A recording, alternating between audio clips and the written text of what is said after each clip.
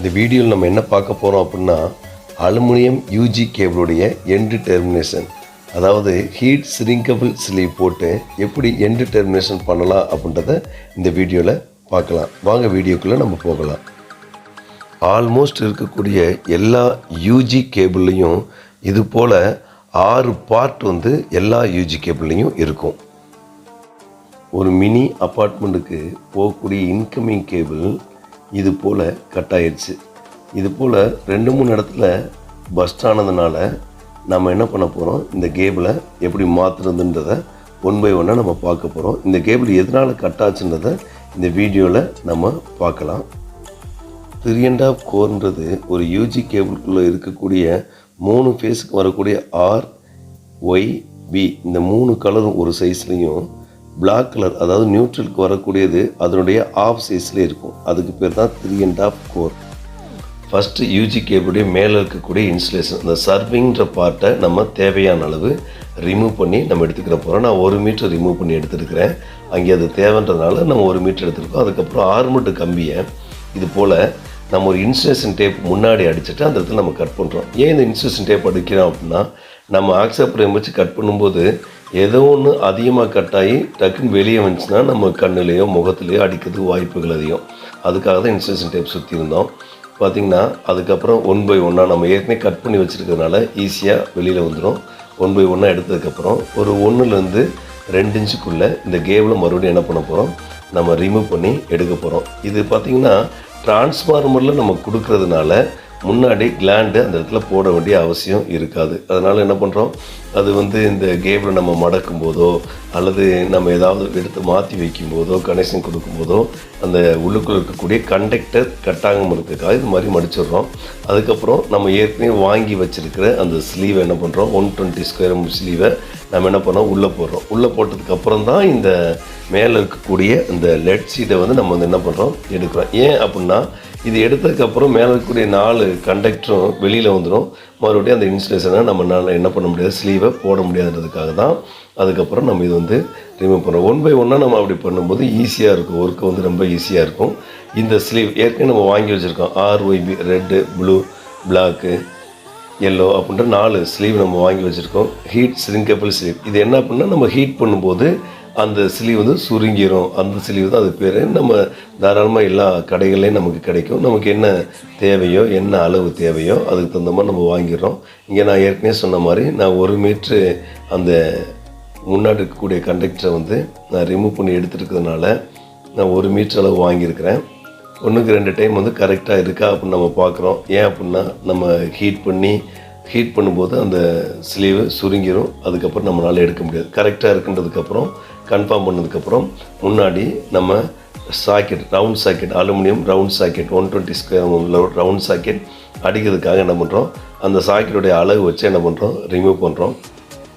Remove பண்ணும்போது நம்ம கவனிக்க வேண்டிய காரியம் என்ன அப்படின்னா, அது கரெக்டாக அதோட அளவுக்கு நம்ம ரிமூவ் பண்ணிட்டோம் அப்படின்னு சொன்னோம்னா நம்ம கரெக்டாக இருக்கும். ஒருவேளை கொஞ்சம் முன்ன பின்ன நம்ம ரிமூவ் பண்ணோம்னா அந்த அலுமினியம் கண்டக்டர் வெளியில் தெரியறதுக்கு வாய்ப்புகள் அதிகம். இது என்னன்னா, சாக்கெட்லேயும் அது ஏறணும், அந்த ஸ்லீவ் ஏறணும் அப்படின்றதுக்காக நான் கொஞ்சம் அதிகமாக விட்டு கட் பண்ணியிருக்கிறேன். இதுக்கப்புறம் இது பேர் கிரிமிங் பெஸ்ட், எல்லோ கலர் இருக்கக்கூடிய கிரிமிங் பெஸ்ட். இது எதுக்கு போடுறோம் அப்படின்னா, மாய்ஸ்சர் ஆகாது, ஈஸியாக அந்த அலுமினியத்துக்கும் கனெக்ட் ஆகுன்றதுக்காக. எல்லாம் போட்டதுக்கப்புறம் பார்த்திங்கன்னா ரெட் கலர், அதாவது 6 ஃபேஸுடைய அந்த கண்டக்டரை நம்ம என்ன பண்ணுறோம், கிரிமிங் டூல் வச்சு கிரிமிங் பண்ணுறோம். அதுக்கப்புறம் எல்லோ ஃபேஸுடைய கண்டக்டர் கிரிமிங் பண்ணுறோம். 1 by 1 பண்ணணும். என்றைக்குமே ஃபஸ்ட்டு என்ன பண்ணுறோம் அப்படின்னா, சென்ட்ரல் அடித்ததுக்கப்புறம் ரைட் 1 லெஃப்ட் 1. இப்போ பார்த்திங்கன்னா இது மாதிரி டைட்டாக இருக்கணும். கொஞ்சம் கொஞ்சமாக நம்ம டைட் வைக்கணும். ஒரு 2 or 3 டைமில் நம்ம டைட் பண்ணி இது மாதிரி 3 இடத்துல நம்ம அடிக்கணும். அடித்து முடிச்சிட்டோம். கரெக்டாக இருக்கான்னு நம்ம பார்க்குறோம். கரெக்டாக இருக்குது. அடுத்தது இது போல் கன் எடுத்து, இந்த ஹீட் கன் எடுத்து நம்ம கொஞ்சம் மேலே இதில் போட்டிருக்க மாதிரி கொஞ்சம் ஏர் கேப் வச்சு நம்ம என்ன பண்ணுறோம், நம்ம அடிக்கிறோம். அடிக்கும்போது பார்த்திங்கன்னா அந்த சிலையுடைய பேர் மாதிரியே நிறைய ஷ்ரிங்க் ஆகுது, உள்ளே அப்படியே சுருங்குது இல்லையா. இப்படி கொஞ்சம் கொஞ்சமாக நம்ம பண்ணணும். ரொம்ப பக்கத்தில் கொண்டு போனோம்னா ஹீட்டாகி அந்த இடத்துல ஹோல்ஸ் விழுகிறதுக்கு வாய்ப்பு அதிகம். இது ஒரு முக்கியமான ஏன் இதை நம்ம போடுறோம் அப்படியே போடலாமே, அது இன்சுலேஷன் தானே அப்படின்னு நீங்கள் சொல்லலாம். அது நம்ம மழை வெயிலில் படும்போது சீக்கிரமாக அந்த இன்சுலேஷன் வந்து வெளியில் வந்துடும். இந்த ப்ராப்ளம் இதுக்கு முன்னாடி இருக்கக்கூடிய கேபிள் இருந்ததுனால நம்ம இதை வந்து என்ன பண்ணுறோம், இந்த ஸ்லீவும் சேர்த்து இந்த கண்டக்டரில் என்ன பண்ணுறோம் போடுறோம். இப்போ பார்த்தீங்கன்னா ரொம்ப அருமையாக வந்திருக்கு பார்த்தீங்களா. அதனால தான் எப்போயுமே அந்த ஸ்லீவ் வந்து கொஞ்சம் அதிகமாக நம்ம வச்சுக்கணும் அப்படின்றது நம்ம சொல்கிறோம். கரெக்டாக அக்யூரேட்டாக கட் பண்ணோம்னா அந்த aluminium socket round ring socket மேலேயும் கூட உள்ளே போகாமல் இருக்கும். அதனால தான் வந்து நம்ம அப்படி கட் பண்ணியிருக்கிறோம்.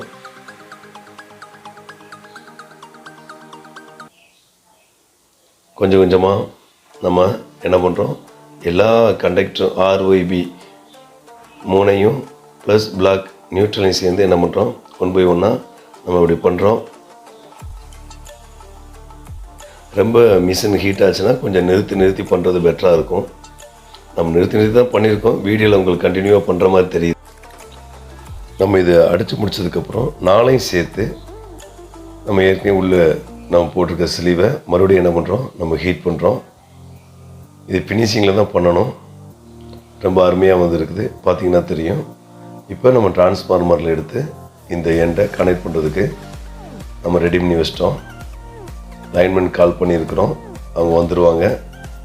இதான் வந்து 2 இன்ச்சு 6 kg பைப்பு வந்து நம்ம என்ன பண்ணியிருக்கோம் போட்டிருக்கோம்.